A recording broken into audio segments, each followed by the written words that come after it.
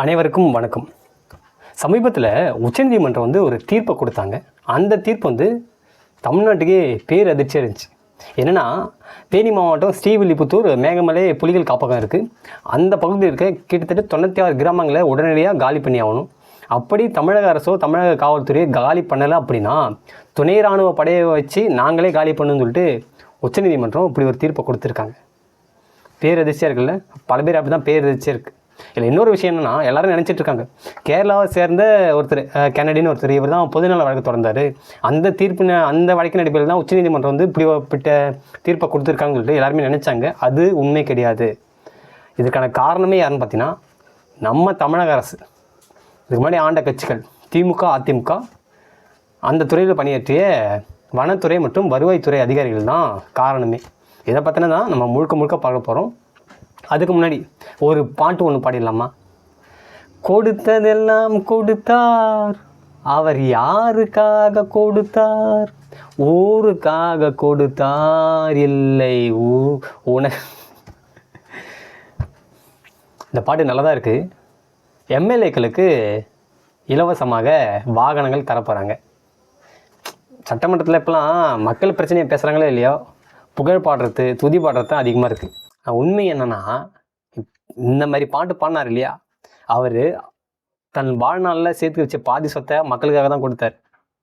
இந்த பாட்டை ஒருத்தருக்காக பாடுறாங்க இல்லையா, இது வரைக்கும் மக்களுக்காக எனக்கு தெரிஞ்சு செலவு பண்ணி நான் பார்த்ததில்லை. நீங்கள் என்ன பார்த்தா கொஞ்சம் சொல்லுங்கள். எனக்கு சொல்லணும்னு தோணிச்சு சொன்னேன். எம்எல்ஏக்களுக்கு இலவசமாக, அதாவது வாகனங்கள், அதாவது மக்கள் சேவை செய்கிற எம்எல்ஏக்களுக்கு வாகனங்கள் வழங்குறாங்க. மகேந்திரா கம்பெனிக்கிட்டேருந்து சுமார் 50 கோடி ரூபாய் நிதி ஒதுக்க போகிறாங்க. என்ன விஷயம்னா, 5 வருடத்துக்கு முன்னாடி, அதாவது எம்எல்ஏ ஆன போதெல்லாம் ஏழையாக இருக்கிற ஒவ்வொரு எம்எல்ஏவும் 5 வருஷம் முடியும் போது 10 தலைமுறைக்கு சொத்து சேர்த்து வச்சிடறாங்க. எப்படின்னு தான் தெரியல.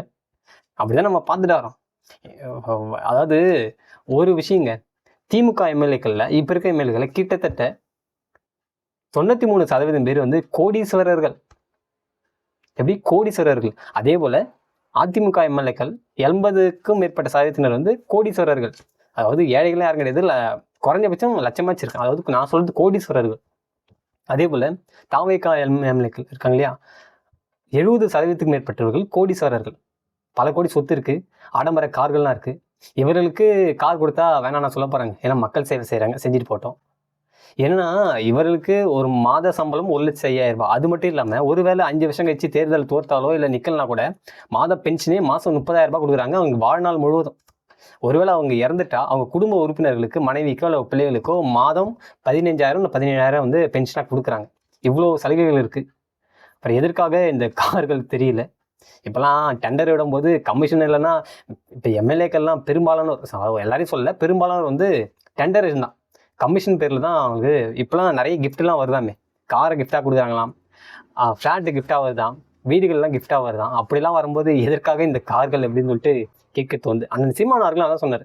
நீங்கள் எதிர்கட்சி எம்எல்ஏக்கள்லாம் நீங்கள் கார்கள் கொடுக்குறீங்க அப்படின்னா நீங்கள் லஞ்சம் கொடுக்குறீங்களான்னு சொல்லிட்டு அவர் ஓப்பனாக கேட்டிருக்காரு தனது சமூக வலைதளம் பக்கத்தில். அப்படி நீங்கள் கார் கொடுத்தீங்கன்னா அவங்க எப்படி கேள்வி கேட்பாங்க? அப்போ உங்களோட திட்டங்களை நீங்கள் உருவாக்குற திட்டத்துக்கு எந்த ஒரு எதிர்ப்பும் தெரிவிக்கக்கூடாது என்பதற்காகத்தான் நீங்கள் இப்படி பண்ணுறீங்களா அப்படின்னு சொல்லிட்டு கேட்குறாரு அண்ணன் சீமான். கொடுத்தது எல்லாம் கொடுத்தார், அவர் யாருக்காக கொடுத்தார்? யாரோட சொத்தை கொடுக்குறாரு? மக்கள் சொத்தை எடுத்து மக்களுக்கு செலவு பண்ணுறதை விட தான் சொத்தை எடுத்து மக்களுக்கு செலவு பண்ணதான் இந்த பாட்டுக்கு கரெக்டாக இருக்குன்னு சொல்லிட்டு நான் நினைக்கிறேன். ஸோ ஓகே, நாம் விஷயத்துக்கு போயிடலாம். சரி, இப்போது நம்ம விஷயத்துக்கு வந்துடலாம். உச்சநீதிமன்றம் கொடுத்த தீர்ப்பு தாங்க. அந்த தீர்ப்பில் என்ன சொல்லியிருக்காங்க அப்படின்னா, தேனி மாவட்டம் ஸ்ரீவில்லிபுத்தூர் மேகமலை புலிகள் காப்பக எல்லைக்குள் இருக்கும் கிராமங்களை, அந்த எல்லைக்குள் இருக்கும் கிராமங்களை உடனடியாக அகற்றணும். அப்படி அகற்றாத பட்சத்தில் துணை இராணுவ படையை கொண்டு நாங்கள் அகற்றுவோம் என்று சொல்லியிருக்காங்க. அந்த தீர்ப்பில் என்ன வாசிக்கப்பட்டு அப்படின்னா, பாதுகாக்கப்பட்ட காப்பு காடுகள் மற்றும் புலிகள் காப்பக பகுதிகளில் பல தலைமுறைகளாக மக்கள் வசித்து வந்தாலும் காடுகளுக்குள் இருக்கும் ஆக்கிரமிப்புகளை உடனடியாக அகற்ற வேண்டும். இந்த மலைப்பகுதி ஆக்கிரமிப்புகளை அகற்ற ஆகஸ்ட் 28ஆம் தேதிக்குள் நடவடிக்கை எடுக்க வேண்டும் என உச்சநீதிமன்றம் கெடு விதித்துள்ளது. அடுத்த கட்ட விசாரணை செப்டம்பர் 8ஆம் தேதிக்கு ஒத்திவைக்கப்பட்டுள்ளது. ஒருவேளை தமிழக அரசு, அதாவது வனத்துறையால் ஆக்கிரமிப்புகளை அகற்ற முடியாவிட்டால் மத்திய அரசின் துணை இராணுவ படையை அனுப்பி ஆக்கிரமிப்புகளை அகற்றப்படும் என்று உச்சநீதிமன்ற நீதிபதிகள் விக்ரம்நாத் மற்றும் சந்தீப் மேத்தா அமர்வு எச்சரித்துள்ளது அப்படின்னு சொல்லிட்டு உச்சநீதிமன்றம் வந்து தீர்ப்பு கொடுத்துருக்காங்க. நம்மக்கிட்ட இருக்க ஒரே கேள்வி தாங்க, இப்படியாப்பட்ட தீர்ப்பை கொடுப்பதற்கான காரணம் யார்? எல்லாரும் சொல்ல கேரளாவை சேர்ந்த ஜான் கென்னடின்னு சொல்கிறாங்க. உண்மையிலே அவர் தான் காரணமானு கேட்டால் அதுதாங்க இல்லை. உண்மையான காரணம் யார் அப்படின்னு பார்த்தீங்கன்னா நம்ம தமிழக அரசு மற்றும் வருவாய்த்துறையினர், வனத்துறையினர் தான் காரணம். ஏன் அப்படி நான் சொல்கிறேன்னு கேட்டிங்கன்னா, அதாவது 2009 வனத்துறையினர் வந்து இதை வந்து காப்பு காடாக அறிவிக்கிறாங்க. காப்பு காடாக அறிவித்த பிறகு 2021 புலிகள் காப்பகமாக அறிவிக்கிறாங்க. அதாவது ஸ்ரீவில்லிபுத்தூர் இருக்குல்லையா, அதை வந்து அணில்கள் சரணாலயமாகவும் மற்றும் மேகமலை பகுதியை வந்து வனவிலங்கு சரணாலயமாகவும் வந்து நம்ம வனத்துறையினர் வந்து அறிவிக்கிறாங்க. இப்படி அறிவிக்கப்படுவதால் உச்சநீதிமன்றம் வந்து அதாவது காப்பு காட்டில் எப்பவுமே ஆக்கிரமிப்பு இருக்கக்கூடாது என்பது சட்ட விதி. அது எல்லாருக்குமே பொருந்தும். அது நீர்நிலையாக இருக்கட்டும் இல்லை வனப்பகுதியாக இருக்கட்டும்னு வச்சுங்களேன், அங்கேருந்து கண்டிப்பாக அகற்ற செய்வாங்க. வனத்துறையினர் இப்படி 2021 இது வந்து வனவிலங்கு சரணாலயம் அறிவிக்கப்பட்ட பிறகு அங்கே ஏற்கனவே வாழ்ந்த பகுதியாக இருந்தாலும் அவங்களுக்கு பட்டா இல்லை என்றால் அவர்களே அகற்றப்படணும்னு சொல்லிட்டு உச்சநீதிமன்றம் தெளிவாக சொல்லியிருக்காங்க. இதில் ஒரு வேடிக்கையான ஒரு விஷயம் என்னென்னு வச்சுங்களேன், 2006 வன உரிமை சட்டத்தை நம்ம மத்திய அரசு கொண்டு வராங்க. அந்த வன உரிமை சட்டத்தில் என்ன சொல்லுதுன்னா, அங்கே வாழும் அதாவது காட்டுப்பகுதியில் வாழும் வனவாசிகள் பழங்குடியினருக்கு பட்டா வழங்க வேண்டும் என்று இந்த சட்டம் சொல்லுது. அதாவது 2005க்கு முன்னால் 75 ஆண்டுகளுக்கு முன்னால் வாழ்கிறவங்களுக்கு பட்டா வழங்கணும்னு சொல்லி தான் இந்த சட்டம் சொல்லுது. இந்த சட்டத்தை உருவாக்கியிருக்காங்க. அப்படின்ற பட்சத்தில் இந்த மக்கள் கிட்டத்தட்ட ஆங்கிலேயர் காலத்திலிருந்தே, அதாவது மிராசுதாரர்கள் ஜமீன்தாரர்கள் வாழ்ந்தாங்க இல்லையா, அந்த காலத்துலேருந்தே சுமார் 150-200 வருடமாக அந்த பழங்குடியின மக்கள் வாழ்ந்துட்டு வராங்க. அப்படியே இவங்களுக்கு அந்த பட்டா இந்த சட்டத்தின் அடிப்படையில் பட்டா வழங்கப்படலை அப்படின்னு சொல்லிட்டு எல்லாருக்குமே கேள்வி வருதுங்க. இந்த கேள்வி தான் வருது. ஏன்னா ஜான் கென்னடி இதுக்கு காரணம் கிடையாது. உண்மையான காரணம் இதுக்கப்புறம் சொல்கிறேன் பாருங்க.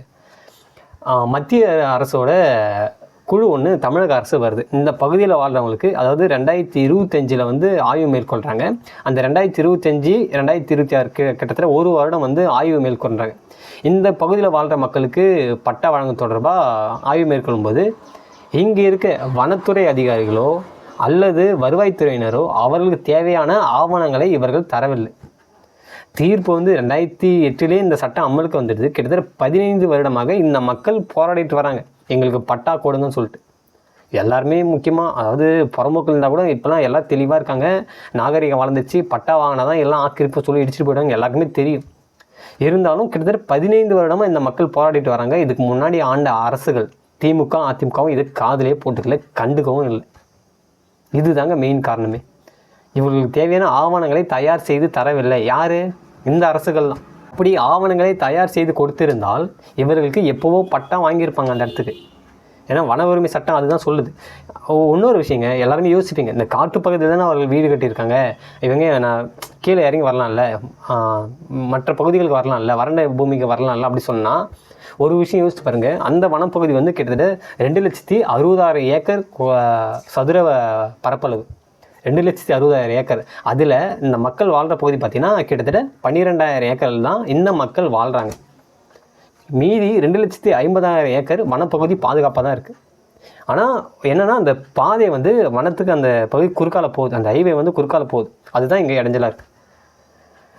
இன்னொரு விஷயம், அது பழங்குடியின மக்கள் வனவாசிகள்லாம் வாழ்ந்தாங்க இல்லையா, சமீப காலமாக அங்கே ஆக்கிரமிப்புகள் அதிகமாக வந்துச்சு. டூரிஸ்ட் பிளேஸாக மாற்றிட்டு ரிசார்ட் கட்டுறது, ஹோட்டல் கட்டுறது, வணிக ரீதியான கட்டணங்கள்லாம் இப்போ அதிகமாக ஆக்கிரமிப்பு பேரில் நிறைய பேர் கட்டியிருக்காங்க. அதுக்கும் இந்த வனத்துறை மற்றும் வருவாய்த்துறை அதிகாரிகள்லாம் துணை போயிருக்காங்க. அவங்களுக்கு மின்சார வசதி ஏற்படுத்தி கொடுத்துருக்காங்க, ரோடு வசதி ஏற்படுத்தி கொடுத்துருக்காங்க, அதிகார துஷ்பிரயோகம் பண்ணி அவர்களுக்கு ஏற்படுத்தி கொடுத்துருக்காங்க. இதுலேயும் அவர்கள் சிக்கலில் மாட்டிகிட்டு இருக்காங்க இந்த துறை அதிகாரிகள். இதனால்தான் ஒருவேளை அவர்களுக்கு ஆவணங்கள் செய்து தயார் செய்து பட்டா வழங்குற மாரினா இவர்களுக்கும் பட்டா வழங்குற மாரி இருக்கும். பிற்காலத்தில் பிரச்சனை வந்துடக்கூடாது என்பதற்காக தான் இவர்கள் அமைதியாக இருந்திருக்காங்க. பல ஏக்கர் வந்து இப்போ சமீப காலமாக ஆக்கிரமிப்பட்டிருக்கு அந்த இடத்துல. அதுதான் உச்சநீதிமன்றம் தெளிவாக சொல்லியிருக்கு. இந்த உச்சநீதிமன்றத்தில் மத்திய குழுவினர் வந்து உச்சநீதிமன்றத்துக்கு அறிக்கையாக கொடுத்துருக்காங்க. இதுக்கு முன்னாடி வாழ்ந்த மக்களை விட ஆக்கிரமிப்புகள் வந்து பல ஏக்கர் வந்து இங்கே அதிகமாக இருக்குது.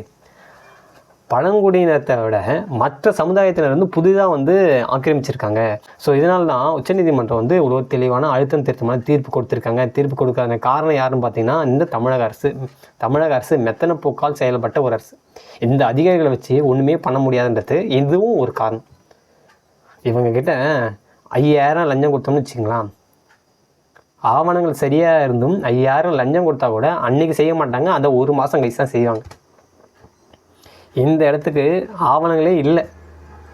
யோசிச்சு பாருங்கள், இந்த இடத்துக்கு ஆவணங்களே கிடையாது. அப்படி ஆவணங்கள் இல்லாத இடத்துக்கு இவர்கள் ஆவணம் தயார் செய்து கொடுப்பேன் பண்ணிடுவாங்களா? அதாவது சிவபெருமான் படத்தில் வரும் பார்த்தீங்களா, இன்று போய் நாளை வா என்ற மாரி தான் அங்கே இருக்க அதிகாரிகள் எல்லாமே, வருவாய்த்துறை அதிகாரிகள் எல்லாமே போங்க நாளைக்கு வாங்க அப்படின்ற மாரி பல ஆண்டுகளாக அலைக்கழித்திருக்காங்க. ஒருவேளை துணை இராணுவ படையினர் வந்து ஆக்கிரமிக்கப்பட்டால் அது மிகப்பெரிய ஒரு கலவர பூமியமாக நினச்சி கூட பார்க்க முடியாது. ஸோ அந்த நிலைமையில் கொண்டு போய் விட்டது யாருன்னா, ஒழுங்காக வேலை செய்யாத அரசு ஊழியர்கள். சம்பளம் வாங்குறாங்க, ஆனால் சரியாக பணியை செய்யலை. அப்போது எவ்வளோ நஷ்டம் பாருங்கள். இந்த மக்களோட வரி பணம் இவர்களுக்கு சம்பளம் கொடுத்துல எத்தனை 1000 கோடி வீணாக போயிருக்குன்னு பாருங்கள். இனிமேல் இப்போ தமிழக அரசு என்ன பண்ணியிருக்காங்கன்னா, மறு சீராய்வு மனுவை தாக்கல் பண்ணியிருக்காங்க. பொறுத்திருந்து பார்ப்போம் என்ன நடக்குதுன்னு சொல்லிட்டு. ஆனால் இதுக்கு முழுக்க காரணம் திமுக, அதிமுக, வேறு யாருமே கிடையாது. நன்றி.